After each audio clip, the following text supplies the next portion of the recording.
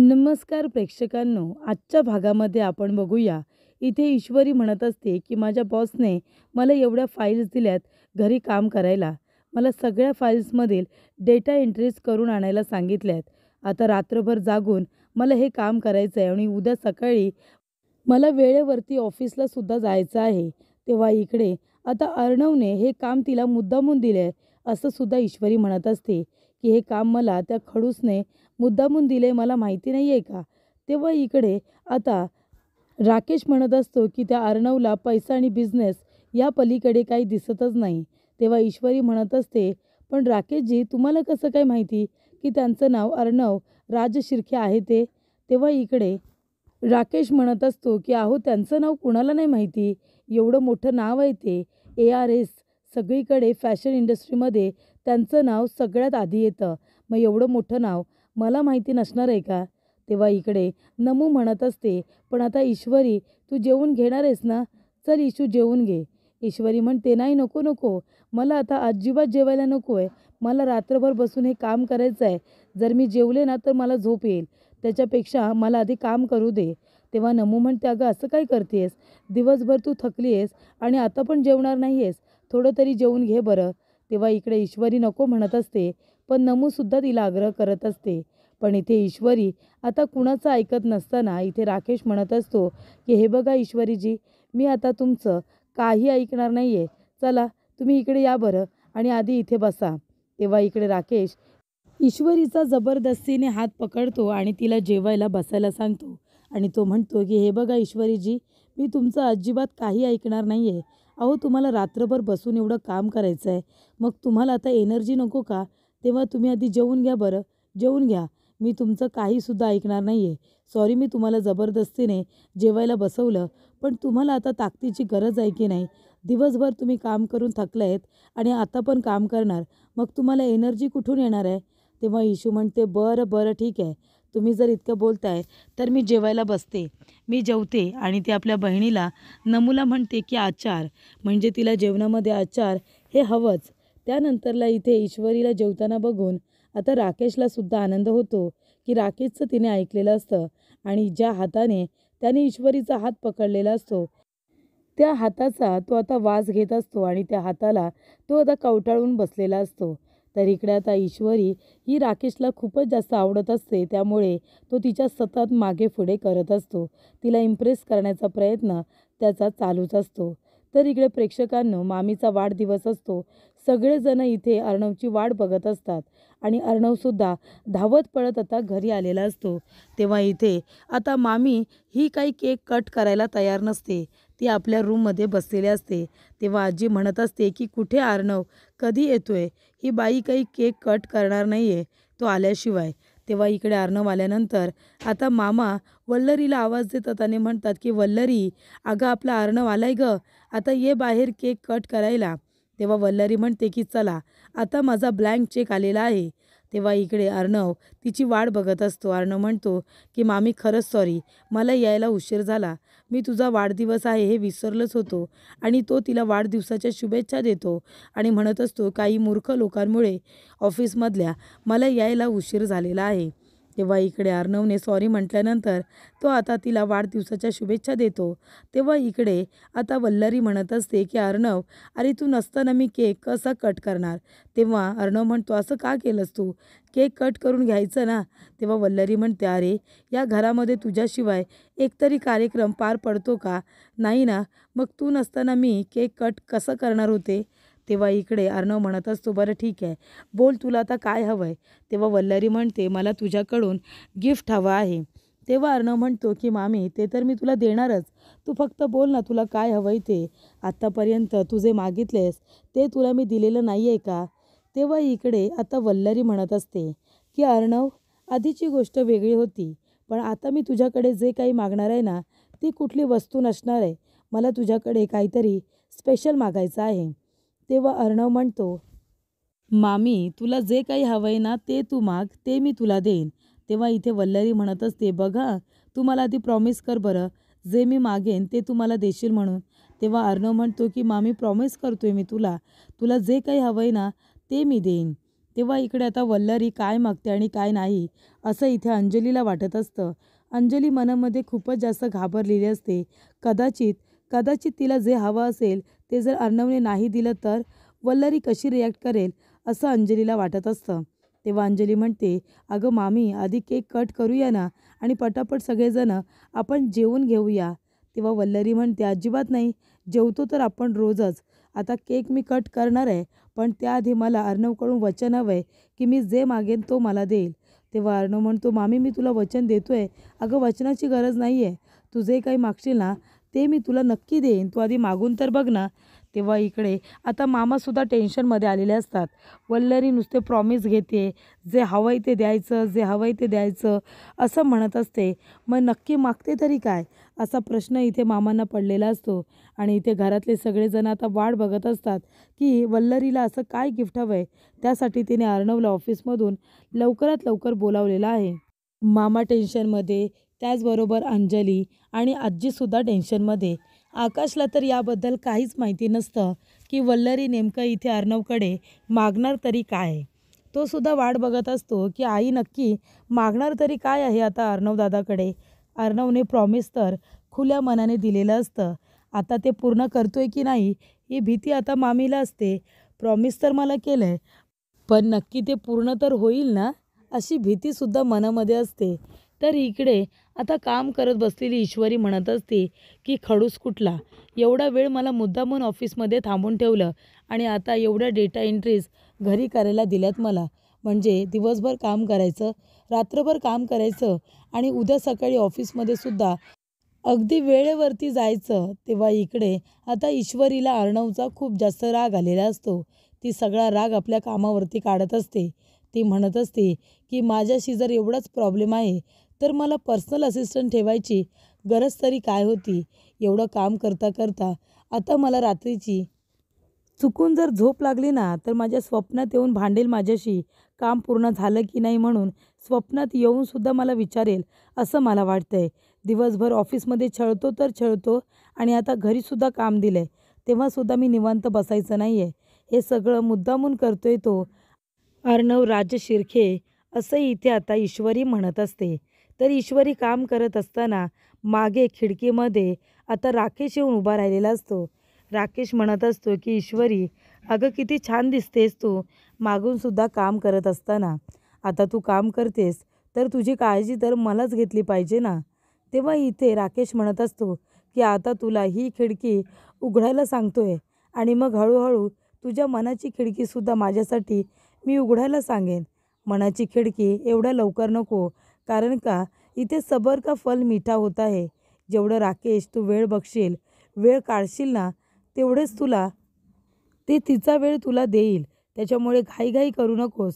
आणि तो इथे खिडकी आता नॉक करतो. खिडकीला आता इथे नॉक केल्यानंतर ईश्वरी घाबरते आणि म्हणते, यावेळेला कोण आहे. आणि ती मागे वळून बघते तर काय राकेश असतो. तेव्हा राकेश म्हणतो, ईश्वरीजी. तेव्हा ईश्वरी म्हणते, हां आले आले. आणि ती म्हणते, काय राकेशजी, एवढ्या रात्री तुम्ही इथे काय करताय. तेव्हा इथे ईश्वरी म्हणते, नाही मी काम करत होते ना म्हणून. आणि तुम्हीसुद्धा झोपायचं ना, खूप जास्त रात्र झाली आहे. तेव्हा इकडे राकेश म्हणत असतो, अहो तुम्ही एवढं रात्रभर बसून काम करणार आहात म्हणून मी तुमच्यासाठी आहे ना ही चहा घेऊन आलो आहे. तेव्हा इकडे ईश्वरीला फार आनंद होतो. ती म्हणते, अरे वा, चहा. तुम्हाला कसं माहिती मला आता चहाच प्यावासा वाटत होता. मला खूप आवडतो चहा प्यायला. तेव्हा ईश्वरी म्हणत असते, पण राकेशजी तुम्ही माझ्यासाठी एवढी तकलीफ का घेतलीत. तेव्हा राकेश म्हणतो, नाही हां, मी तुमच्यासाठी अजिबात तकलीफ घेतलेली नाही आहे. हे चहा काही मी स्वतःच्या हाताने करून इथे आणलेली नाही आहे. तो आपला कोपऱ्यावरचा चहावाला आहे ना, ती टपरी, तिथून मी तुमच्यासाठी हा गरमागरम चहा घेऊन आलो आहे. कारण तिथे खूपच जास्त छान असा चहा बनवतात.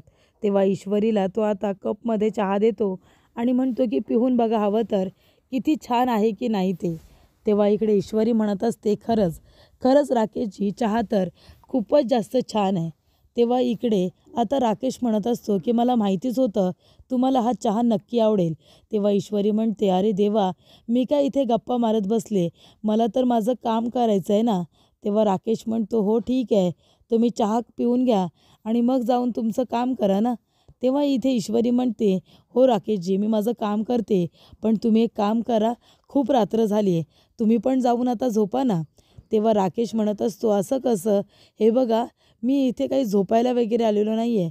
मी आता तुम्हाला कंपनी देणार आहे.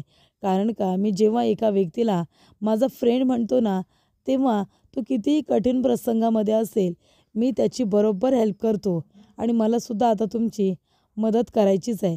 तेव्हा ईश्वरी म्हणते, ठीक आहे, मग मी माझं कामाचं सगळं सामान इथेच घेऊन येऊ का? म्हणजे लॅपटॉप वगैरे फाईल्स. तेव्हा इथे राकेश म्हणत असतो, हो आणा ना, तुम्ही इथे येऊन बसा, तुमचं काम करा, मी तुम्हाला कंपनी देतो. तेव्हा ती खिडकीमध्ये बसून आपलं काम करत असते आणि इकडे राकेश उभा राहून तिच्याकडे बघत असतो. तेव्हा इकडे आता मामी म्हणत असते, की हे बघ, मी मागेन ते देणार आहेस तू अर्णव मला? अर्णव म्हणतो, मामी, मी तुला सांगितलं ना, तू जे मागशील ते मी देईन, पण आधी तू मागून तर बघ ना. आता मला तुझ्या मनातलं वगैरे काही ओळखता येणार नाही आहे, मनातलं ओळखू शकत नाही आहे. तेव्हा अर्णव म्हणतो, त्याची गरज नाही, पण निदान तू मला सांगितलंस तर मला देता तरी येईल ना. तेव्हा इकडे अर्णव तिला म्हणतो, की मला काही मनातलं वगैरे ओळखता येणार नाही आहे, तू मला सांग तुला काय हवं आहे, मी ते तुला नक्की देणार. तेव्हा इकडे आता वल्लरी म्हणत असते, की ठीक आहे, प्रॉमिस तर दिलेस ना तू मला, ते आता पूर्ण तुला करावंच लागणार आहे. तेव्हा वल्लरी म्हणत असते, की हे बघ, मला एक महत्त्वाची गोष्ट तुला सांगायची आहे. मला असं मनापासून वाटतंय, की तू आकाशची निवड आपल्या बोर्ड ऑफ डिरेक्टर यांच्यामध्ये करावीस. मला असं मनापासून वाटतंय. तेव्हा इकडे अर्णव म्हणत असतो, की पण मामी, असं मी नाही करू शकत. तेव्हा इकडे मामी म्हणते, का पण? तू असं का नाही करू शकत? माझा आकाश हुशार आहे. तू जर त्याची निवड बोर्ड ऑफ डिरेक्टर यांच्यामध्ये केलीस तर काय हरकत आहे ना. तेव्हा इकडे आता अर्णव म्हणत असतो, पण मामी, मी असं नाही करू शकत गं. एवढा मोठा निर्णय मी परस्पर एकटा नाही घेऊ शकत. तेव्हा इकडे आजी म्हणत असते, अगं वल्लरी, हे काय बोलतेस तू? आता कुठे आपला आकाश लहान आहे आणि तू त्याच्यावरती एवढी मोठी जबाबदारी कशाला टाकतेस? तेव्हा इकडे ईश्वरीचं आता काम करता करता डोळा लागलेला असतो. तेव्हा राकेश तिच्याकडे एकटक बघत असतो. तिच्या हाताला तो हात लावत नसतो, पण हातावरून तो आता वरून हात फिरवत असतो. तर इकडे ईश्वरीला काही जाग येत नाही. तेव्हा राकेश तिच्या हाताला हळूच हात लावतो आणि तिला उठायला सांगतो. तेव्हा इकडे ईश्वरी आता डचकते आणि ती म्हणत असते, की सकाळ झाली का? किती वाजले? आणि ती आता झोपेतून जागी झालेली असते. तेव्हा राकेश म्हणत असतो, नाही नाही, असं काही नाही आहे, म्हणजे काही सकाळ वगैरे झालेली नाही आहे, तुम्ही झोपू शकता, पण तुम्हाला अजून काम आहे ना. तेव्हा तुम्हाला इथे जरा डोळा लागला होता म्हणून मी तुम्हाला उठवलं, बाकी काही नाही. तुम्ही एक काम करता का, तुम्ही जा आणि तुमच्या चेहऱ्यावरती थोडं पाणी मारा, म्हणजे तुमची झोप उडाली ना की तुम्हाला बरं वाटेल, बरोबर की नाही? तेव्हा इकडे आता ती म्हणत असते, की तुम्ही अगदी बरोबर बोलताय, तोंडावरती पाणी तर घ्यायलाच पाहिजे, कारण मग माझा डोळा लागलाच होता. तेव्हा इकडे राकेश म्हणतो, अहो तुम्ही झोपू नका, तुम्हाला तुमचं काम करायचं आहे, म्हणून तर मी इथे थांबलो आहे ना तुम्हाला कंपनी द्यायला, म्हणजे तुम्हाला झोप नाही येणार. पण मी आता इथे 2 मिनटासाठी बाजूला गेलो तर लगेच झोपून गेलात ना तुम्ही. तेव्हा इकडे ईश्वरी म्हणत असते, की अगदी बरोबर, मी तोंडावरती पाणी घेऊन आता लगेचच येते. तेव्हा राकेश म्हणतो, ठीक आहे. तर इथे ईश्वरी गेल्यानंतर राकेश आपल्या हाताला पुन्हा एकदा बघत असतो आणि त्यानंतर मोबाईलमध्ये तो आपल्या बायकोचा, अंजलीचा फोटो बघत असतो. तेव्हा ईश्वरी मागून येते आणि म्हणते, राकेशजी, काय करताय तुम्ही? तेव्हा राकेशच्या हातातला मोबाईल आता खाली पडतो, कारण तो खूपच जास्त घाबरतो. तेव्हा ईश्वरी म्हणते, का हो असं काय केलं? मी तर फक्त तुम्हाला आवाज दिला ना. तेव्हा इकडे अर्णव म्हणत असतो, नाही काही नाही, काय बोलताय तुम्ही? तेव्हा ईश्वरी म्हणते, नाही काही नाही, तुमचा फोन बघा. अहो फोन पडलाय तुमचा राकेशजी खाली, त्याला तर उचला ना आधी. तेव्हा राकेश म्हणतो, हां उचलतोय. तेव्हा ती म्हणते, का काय झालं? कसलं टेन्शन आहे का? काय बघत होता तुम्ही? तेव्हा इकडे राकेश म्हणतो, नाही, ऑफिसकडून मेसेज आला होता ना, तोच मी बघत होतो, बाकी काही नाही. तेव्हा इकडे ती म्हणते, बरं ठीक आहे. त्याच्यानंतरला अर्णव म्हणत असतो, की मामी, अगं तू येस, मी आपल्या आकाशला आत्ताच बोर्ड ऑफ डिरेक्टर या पदासाठी नेमणूक नाही करू शकत. तेव्हा इकडे वल्लरी म्हणते, का पण? तू असं का नाही करत? मला माहिती आहे तू हे सगळं मुद्दामून करतोयस. तेव्हा इकडे अर्णव म्हणत असतो, मामी मी मुद्दामून असं का करेन? तेव्हा इकडे आता मामी म्हणत असते, कारण तू माझ्या आकाशवरती जळतोस ना, म्हणून तुला असं वाटतंय की आकाश खूपच जास्त हुशार आहे. त्याला जर मी इथे बोर्ड ऑफ डिरेक्टर यांच्यामध्ये बसवलं तर तुझी हुशारी दिसणार नाही ना कुणाला, असं वाटतंय तुला, म्हणून तू हे सगळं मुद्दामून करतोयस. तेव्हा मामा म्हणतात, वल्लरी गप्प बस. अगं ही काय वेळ आहे का हे सगळं बोलायची? आजचा दिवस काय, तू बोलतेस काय? तेव्हा इकडे वल्लरी म्हणत असते की मी बरोबर तेच बोलते आणि वल्लरी कधीही चुकीची बोलत नाही. इथे अर्णवला भीतीच वाटते ना आकाशला बोर्ड ऑफ डिरेक्टर इथे बसवायला, बरोबर की नाही? तेव्हा इकडे आता आकाशसुद्धा म्हणत असतो की मम्मा हे सगळं आत्ताच बोलायची गरज आहे का? तू कशाला हा विषय काढलास? तेव्हा इकडे आता अर्णवला ती पुन्हा एकदा विचारते की मी तुला आता शेवटचं विचारते, ते तू मला सांग. तू माझ्या मुलाला आकाशला घेणार आहेस की नाही बोर्ड ऑफ डिरेक्टर इथे? तेव्हा अर्णव म्हणत असतो की मामी अगं मी नाही का बोलतोय ते तर माझं ऐकून घे ना. आता तूच मला सांग, अजून आपल्या आकाशला अनुभवाचा एवढं अज्ञान नाही आहे. अनुभवाची गरज आहे त्याला आणि इथे एवढा अनुभव नसताना मी बोर्ड ऑफ डिरेक्टर इथे त्याला कसं काय बसवू? तूच मला सांग बरं. तेव्हा इकडे आता वल्लरी म्हणत असते, अरे ते सुद्धा मी सांगायचं आहे तुला? ऑफिस तुझं आहे ना, कंपनी तुझी आहे, मग तुझे तिथे रूल्स चालणार नाही आहेत का? तेव्हा अर्णव म्हणतो, नाही मामी असं नाही होत गं. तू कशाला एवढी घाई करतेस? वेळ आल्यानंतर आकाशला जे हवंय ते सगळं मिळणारच आहे. तेव्हा इथे मामा म्हणतात की वल्लरी गप्प बस. तू आत्ताच्या आत्ता थांब बरं. तेव्हा वल्लरी म्हणते, हे बघा तुम्ही तर मध्ये मध्ये अजिबात बोलू नका. एक नवरा म्हणून आणि वडील म्हणून तुम्ही आत्तापर्यंत काय केले हो? या घरामध्ये आहे ना मान हा मिळतच नाही. तो असा मागून घ्यावा लागतो किंवा हिसकावून मिळवावा लागतो. पण इथे तर मला काहीच कुणी देत नाही किंवा माझं कुणी ऐकत नाही, बरोबर की नाही? आणि आता मी माझ्या मुलाच्या हक्काचा विचार करते, मी माझ्या मुलाच्या भविष्याचा विचार करते, तर तुम्ही सगळेजण उलट मलाच बोलताय. तेव्हा वल्लरी म्हणत असते, काही झालं तरीसुद्धा मी आता कुणाचं काही ऐकणार नाही आहे, कळलं ना? जोपर्यंत माझा मुलगा बोर्ड ऑफ डिरेक्टर या पदासाठी नेमला जात नाही तोपर्यंत मी आता काही कुणाचं दुसरं ऐकून घेणार नाही आहे किंवा बोलणार नाही आहे. मुलाच्या हक्कासाठी बोलणं हे काही चुकीचं आहे का? तो मोठा आहे, आता लहान नाही आहे, त्याचं त्याला कळायला नको का?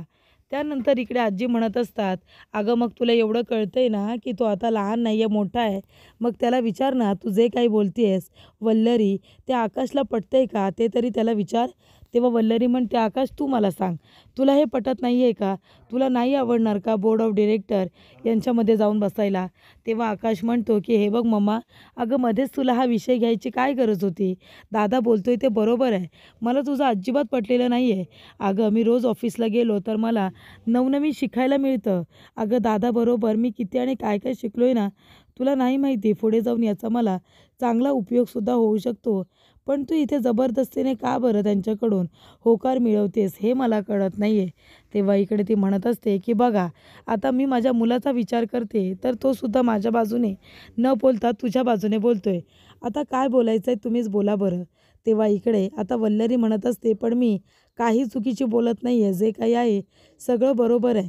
अर्णव मी तुला शेवटचं विचारते, एकदम शेवटचं. तू मला सांग, तू आकाशची निवड बोर्ड ऑफ डिरेक्टर यांच्यामध्ये करणार आहेस की नाही? तेव्हा अर्णव इथे पुन्हा एकदा नाहीच म्हणतो. तो म्हणत असतो की मी असं करणार नाही आहे मामी, कारण का आपल्या आकाशला एक्सपिरियन्स मिळणं जास्त गरजेचं आहे आणि ते सध्या त्याला मिळायला पाहिजे. काम तो नंतरसुद्धा करतच राहील, पण आता नाही शिकणार तर मग तो कधी शिकणार आहे? तेव्हा इकडे आकाशसुद्धा म्हणालेला असतो की दादाच्या हाताखाली मला खूप शिकायला मिळतंय. तेव्हा वल्लरी म्हणते, अरे मग तुझ्या दादाला तेच करायचं आहे ना, त्याला नेहमी तुला त्याच्या हाताखाली ठेवायचं आहे आणि त्याला बॉस म्हणून सगळीकडे मिरवायचं आहे. ही साधी गोष्टी तुला कळत नाही आहे का?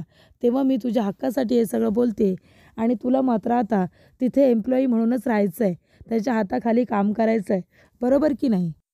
तेव्हा आकाश म्हणतो की नाही मम्मा असं काही नाही आहे. अगं मी शिकतोय ना, तू प्लीज हा विषय आता परत काढू नकोस. या विषयावरती तू काही बोलू नकोस.